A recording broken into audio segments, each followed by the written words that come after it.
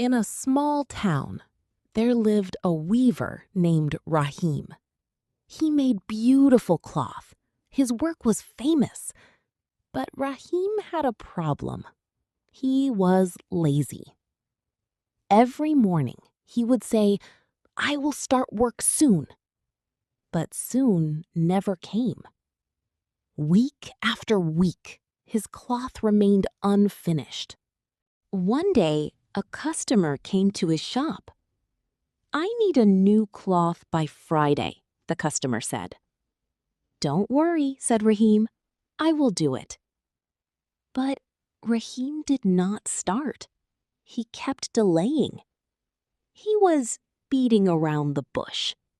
His wife said, "Rahim, you promised Friday. Today is Thursday." "I know," said Rahim. "I will do it tonight." But that night, he slept instead of working. He was cutting corners. Friday morning came. The customer arrived. "Is my cloth ready?" the customer asked. Rahim had not even started. He had bitten off more than he could chew. The customer was angry. "You wasted my time." Rahim had nothing to say. He was in hot water. The customer left. Rahim lost the order. That night, Rahim sat alone. "I have ruined my name," he said. His wife said, "You can still change.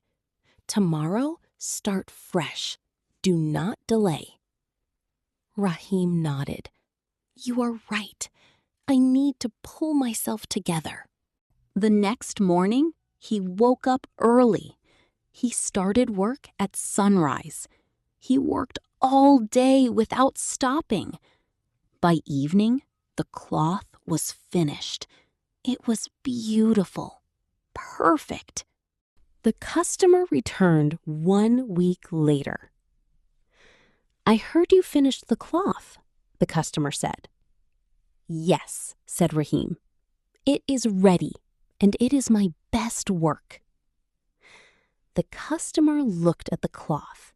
It was perfect. "I will give you another order," the customer said. "And this time, I know you will do it well." Rahim smiled. He learned his lesson. Work hard. Do not delay. Keep your promises. Now, let's see the idioms you learned in this story.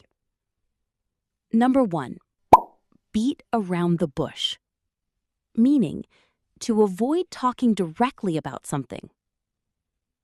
Number 2, cut corners, meaning to do something poorly to save time or effort. Number 3, bite off more than you can chew, meaning to take on a task that is too big or difficult.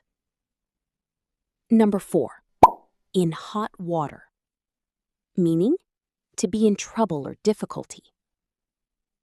Number 5, pull yourself together, meaning to calm down and get control of yourself. Use these idioms in your daily English. Keep learning, keep growing. Don't forget to subscribe this channel to get more amazing videos.